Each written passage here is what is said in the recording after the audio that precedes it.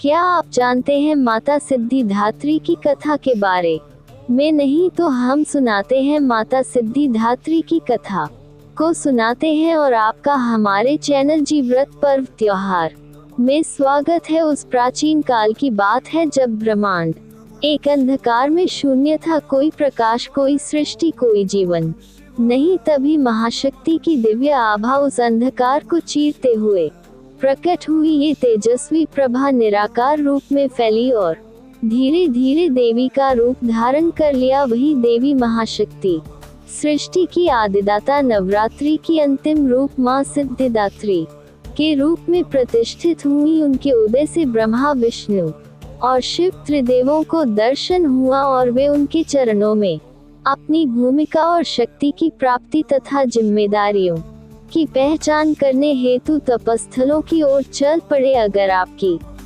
कथा के रहस्य जानना चाहते हैं तो चैनल को अभी सब्सक्राइब करें। कथा ब्रह्मांड की उत्पत्ति और सिद्धिदात्री का रूप धारण। बहुत समय पहले ब्रह्मा, विष्णु और शिव ने महासागर तट पर वर्षों तक तप किया। उनके निर्विकार मन और तप से प्रसन्न होकर महाशक्ति ने उन्हें अपने नव रूप सिद्धिदात्री के रूप में प्रकट किया। उन्होंने प्रथम आशीष स्वरूप इन त्रिदेवों को वर दिया। उनकी पत्नी रूपेण शक्ति देवियों लक्ष्मी, सरस्वती और पार्वती की स्थापना की, जिससे ब्रह्मांड की सृष्टि, सुख, समृद्धि और विनाश की शक्तियां क्रमशः संचालित हो। साथ ही देवी ने उन्हें 8 अष्ट सिद्धियां प्रदान की।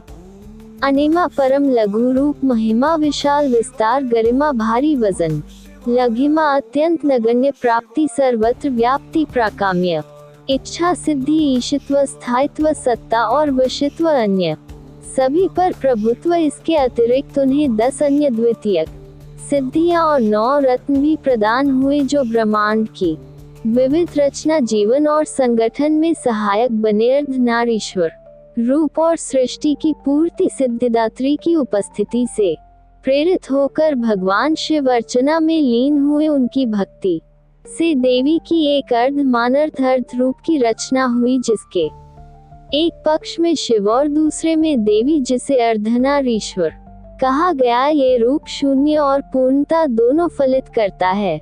पार्वती रूप से उनकी एकता ने ब्रह्म की रचना हेतु मानव, प्रथम पुरुष और स्त्री को संभव बनाया, जिससे विविध प्राणियों और विश्व की विविधता, वृक्षदल, वनस्पतियां और प्राणी सृष्टि में आविर्भूत हुए। उपासना विधि और जाप। नवमे दिन नवमी को भक्त शास्त्र अनुसार विधि पूर्वक उपासना करते हैं। कलश पूजन, दीप आरती, मंत्र जप में लीन होकर जबकि इन सरल पंक्तियों का उच्चारण विशेष फलदायी माना गया है। या देवी सर्वभूते मां सिद्धिदात्री रूपेण संस्थिता, नमस्तस्यै नमस्तस्यै नमस्तस्यै नमो नमः।